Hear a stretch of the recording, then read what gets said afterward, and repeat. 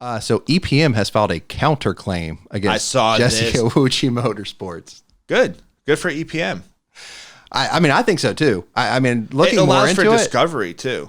Yeah, it does. And I mean, looking more into it, I mean, so the story here. So Eddie Perez, the owner and CEO of EPM. Shout out Eddie. Yes. He wanted to support. He basically said, look, he went out there. John Lyon. He saw Jesse Iwuji Motorsports. He said, I really fell in love with Jesse Iwuji's story. He's military, minority, out there working, get into a sport where there's not very many minority people in that sport. Mm-hmm. It's backed by Emmett Smith as well. Love Emmett. Right. He's like, that's Cowboys. Who I want to support. He's like, bah, damn Cowboys. Basically said, I want to support this driver. So they came to a 2-year agreement. Who was the driver? Was it Bubba Wallace? It was Jesse Iwuji. Oh, it was Jesse Iwuji was the driver? Yes. Okay. So they came to that agreement because ex-military was part of it too. Mm-hmm. And went great for like the first year and a couple months. Then all of a sudden they switched drivers. They just said they weren't scoring enough points, switched drivers without anything from EPM. EPM was like, all right, well, we're backing out of this because we wanted to sponsor this driver, not the car, not the team, the driver. That's no longer part of the agreement. We're backing out because you violated our contract. So that's the disagreement here. A couple of things on this. Yes. Good for Eddie Perez for filing a countersuit to get his side of the story out, because you don't want this battle in the court of public opinion. We want this in the courtroom and let the courts settle it, because then you're going to get the actual facts for the most part. Right. So good for Eddie Perez, who's also a minority, who also was trying to support the military, who was also trying to support a minority driver in racing, which there's not a ton of.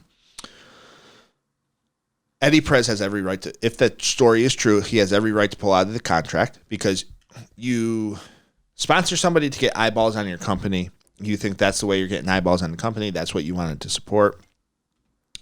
If they weren't scoring enough points,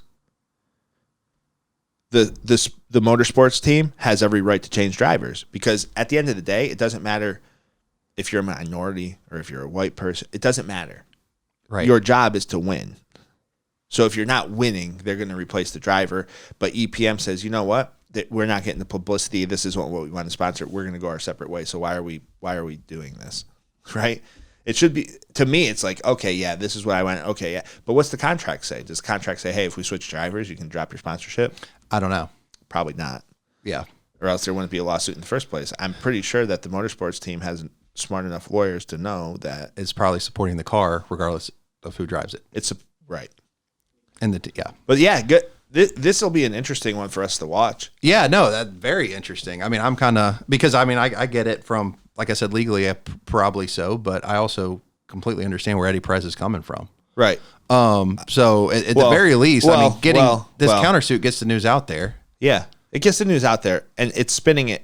Both sides are spinning it to where they want the public to see it, and they're trying to battle this in the court of public opinion within the mortgage industry and so on and so forth. But to me, it's like, hey, as a business person, should I read the contract before I sign it? Because if you're sponsoring the car and not the actual driver, and I have a feeling you were sponsoring the car and not the driver if they filed the lawsuit, the contract had to be written in that sense. So you should have reviewed it, and if you wanted to sponsor the minority driver, the sponsorship should have been for that driver and not for that actual team.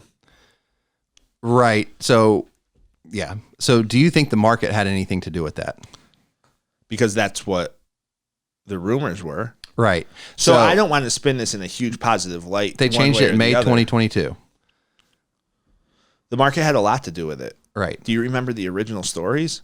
We talked about this a while back on the podcast. Oh, I do remember. The original story was there was a margin call. Yes. And then basically Eddie Perez, the owner / CEO of the company, and his like right-hand man had two different answers to the question, which were on opposite ends of the spectrum. So they weren't on the same page.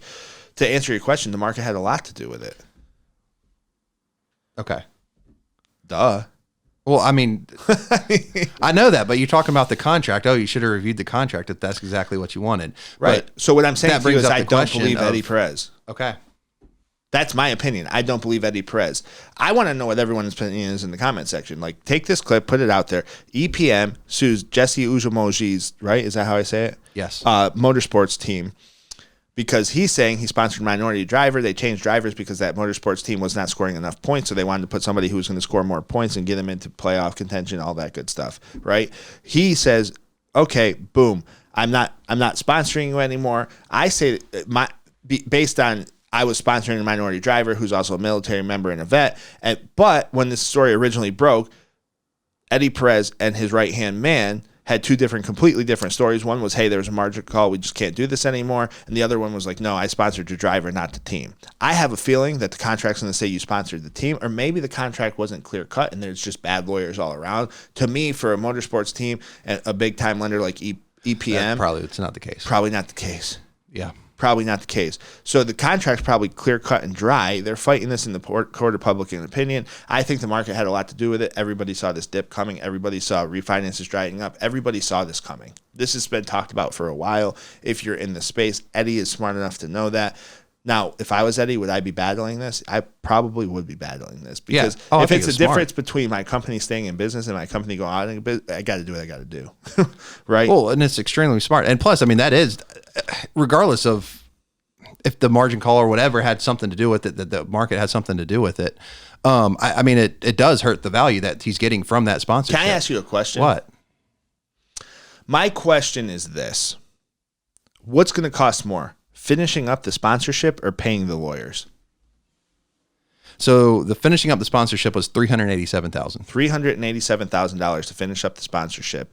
And that was my question. What is going to cost more? Yes. I do not know what the lawyers would cost. I'm thinking the sponsorship probably be more, but it's still going to cost a lot.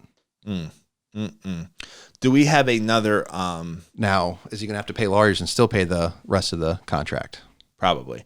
Do we have another story, or are we going to the next segment?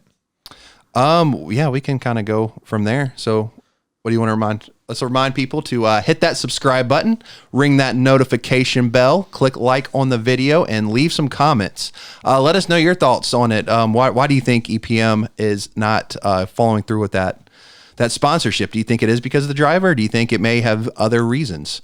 Let us know. And also follow us on all social media. That is Facebook, Twitter, Instagram, TikTok, LinkedIn, YouTube, Rumble.